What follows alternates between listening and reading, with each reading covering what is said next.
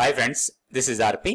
ఈ వీడియోలో మండేకి Nifty bank Nifty levels, దాంతో పాటుగా కొన్ని స్టాక్స్ కి మనం టెక్నికల్ గా లెవెల్స్ చూద్దాం. సో లాస్ట్ ట్రేడింగ్ డే రోజు కొంచెం పాజిటివ్ గా క్లోజ్ అయింది, కాకపోతే హెవీ మూమెంటం కనపడలేదు. డే అంతా కూడా కొంత కన్సాలిడేట్ అయినట్టే అనిపించింది మార్కెట్. సో ఒకటి నిఫ్టీ మాత్రం పాజిటివ్ ట్రెండ్ కంటిన్యూ అవుతుంది. మన కీ లెవెల్ కన్నా పైన ఉంది. ఇప్పుడు మన కీ లెవెల్ 22,180. సో ఇప్పుడు ఇమీడియట్ సపోర్ట్ 22,330. ఇది ఇమీడియట్ సపోర్ట్ లాగా ఉండొచ్చు. దాన్ని బ్రేక్ చేస్తే 22,220 వీక్లీ పివోట్ లెవెల్, అది స్ట్రాంగ్ సపోర్ట్ ఉండే అవకాశం ఉంది. హైయర్ లెవెల్లో రెసిస్టెన్స్ 22,545. సో ఇప్పుడు 22,493 ఉంది. 22,545 ఇమీడియట్ రెసిస్టెన్స్ లాగా ఉంటుంది. దాన్ని బ్రేక్ చేస్తే మాత్రం 23,000 వరకు అప్ సైడ్ కి వెళ్ళొచ్చు. సో మన కీ లెవెల్ కన్నా పైన ఉంది కాబట్టి ఆల్వేస్ మనం బై అండ్ డిప్స్ మోడ్ లో ఉండొచ్చు నిఫ్టీలో. నెక్స్ట్ మనం బ్యాంక్ నిఫ్టీ చూద్దాం. సో ఇది bank Nifty daily candle stick chart. So last trading day రోజు మనం అనుకున్న లెవెల్ దగ్గర కొంత రెసిస్టెన్స్ వచ్చింది. 47,969 or 48,000 కొంత టెక్నికల్ రెసిస్టెన్స్. ఈ గ్యాప్ ఫిల్ అయింది. సో లాస్ట్ ట్రేడింగ్ డే రోజు కొంచెం నారోగానే ట్రేడ్ అయింది. హెవీ మూమెంటం కనపడలేదు బ్యాంక్ నిఫ్టీలో కూడా. అయితే ఒకటి కొంచెం బేరిష్ కనిపించింది డే అంతా కూడా. ఒకటి ఇప్పుడు మనకి ఇమీడియట్ సపోర్ట్ అని 47,380.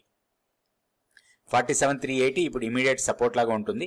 దాన్ని బ్రేక్ చేస్తే 46,780. సో ఇది రెండు లెవెల్స్ మనకి టెక్నికల్ గా సపోర్ట్ ఉన్న లెవెల్స్. మన కీ లెవెల్లో పెద్ద మార్పు ఏం లేదు, 46,780. సో దీనికన్నా పైన ఉన్నంత వరకు కూడా ఏదైనా డిప్ వస్తే అది మనకి బయింగ్ ఆపర్చునిటీ లాగా తీసుకోవచ్చు.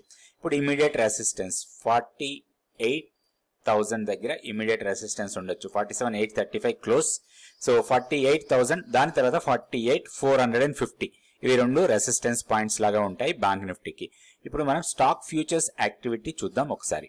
స్టాక్ ఫ్యూచర్స్ లో చూస్తే లాస్ట్ ట్రేడింగ్ రోజు లాంగ్స్ బాగా బిల్డ్ అయిన స్టాక్ లో టాటా పవర్ టాప్ లో ఉంది. ప్రైస్ బాగా పెరిగింది, దాదాపు 8% ప్రైస్ పెరిగింది. దాంతోపాటు ఓపెన్ ఇంట్రెస్ట్ కూడా బాగా పెరిగింది, 14.27% ఓపెన్ ఇంట్రెస్ట్. తర్వాత టాటా కెమికల్స్ లాస్ట్ 4 days నుంచి కంటిన్యూస్ గా ర్యాలీ అవుతానే ఉంది అది. సో అది కూడా లాస్ట్ ట్రేడింగ్ డే రోజు ఓపెన్ ఇంట్రెస్ట్ పెరిగింది, ప్రైస్ పెరిగింది. టాటా స్టీల్ లో కూడా ప్రైస్ పెరిగి ఓపెన్ ఇంట్రెస్ట్ పెరిగింది.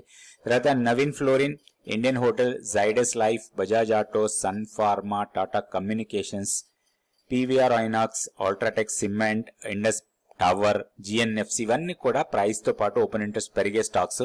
ఇందులో టాప్ లో 3 స్టాక్స్, 3 కూడా టాటా గ్రూప్ స్టాక్సే. Tata power, Tata chemical, Tata steel. So ఈ మూడింటికి మనం టెక్నికల్ లెవెల్స్ చూసుకొని దాని ప్రకారం ట్రేడ్ చేసుకోవచ్చు. నెక్స్ట్ షార్ట్స్ బిల్డ్ అవుతున్న స్టాక్స్ లిస్ట్ ఒకసారి చూద్దాం. ఇక్కడ షార్ట్స్ బిల్డ్ అవుతున్న స్టాక్ లో అంటే ప్రైస్ తగ్గుతూ ఓపెన్ ఇంట్రెస్ట్ పెరిగిన స్టాక్స్ ఇవి. Apollo tyre, M&M, IGL, SBI life, తర్వాత శ్రీ సిమెంట్, ఎంఆర్ఎఫ్, సెయిల్, వీటన్నిటిలో కూడా కొంత ప్రైస్ తగ్గుతూ ఓపెన్ ఇంట్రెస్ట్ పెరుగుతున్నాయి, కొంత షార్ట్స్ బిల్డ్ అవుతున్నాయి లాస్ట్ ట్రేడింగ్ డే రోజు చూస్తే. అయితే మనం ఈ రోజు డిఫరెంట్ గా కొన్ని స్టాక్స్ కి టెక్నికల్ గా లెవెల్స్ చూద్దాం. ఆ స్టాక్స్ మనం ఫ్యూచర్స్ యాక్టివిటీ నుంచి తీసుకోవట్లేదు, ఓవరాల్ గా బుల్లిష్ లో ఉన్న స్టాక్స్ లోంచి తీసుకుంటున్నాం. ఈ స్టాక్ వచ్చి గ్రాఫైట్ 638 దగ్గర క్లోజ్ అయింది. సో మొమెంటం స్ట్రాంగ్ గానే కనబడుతుంది స్టాక్ లో. కంటిన్యూస్ గా అప్ ట్రెండ్ వైజ్ గా అప్ ట్రెండ్ కంటిన్యూ అవుతుంది. మనం ఇక్కడ చూస్తే సో ఇది ఈ ట్రెండ్ లైన్ తీసుకుందాం మనం. ఇది అప్ ట్రెండ్ కంటిన్యూ అవుతుంది. అండ్ ఇంకొకటి చూస్తే మనకి ఒక ఛానలైజ్డ్ మూవ్ లో వెళ్తుంది. సో మనం ఇలా చూస్తే ఇది ఒక ఛానలైజ్డ్ మూవ్ లో వెళ్తుంది.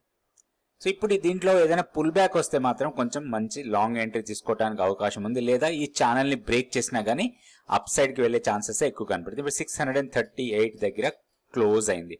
So monthly pivot, weekly pivot levels చూస్తే 600 దగ్గర వీక్లీ పివోట్ ఉంది, 583 మంత్లీ పివోట్ ఉంది.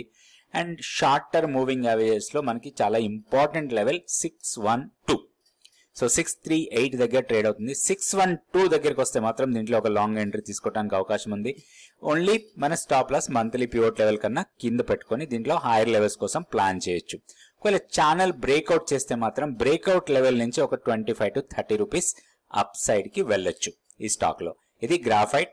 రాడార్ లో పెట్టండి, టెక్నికల్ లెవెల్స్ చూసి టెక్నికల్ గా ట్రేడ్ చేసుకోవచ్చు ఈ స్టాక్ లో. నెక్స్ట్ ఇంకొక స్టాక్ కూడా చూద్దాం. State Bank of India momentum continue. Strong momentum కనబడుతుంది స్టాక్ లో. లాస్ట్ ట్రేడింగ్ డే రోజు కూడా బుల్లిష్ క్యాండిల్ ఫౌండ్, కొంచెం బుల్లిష్నెస్ లోనే క్లోజ్ అయింది.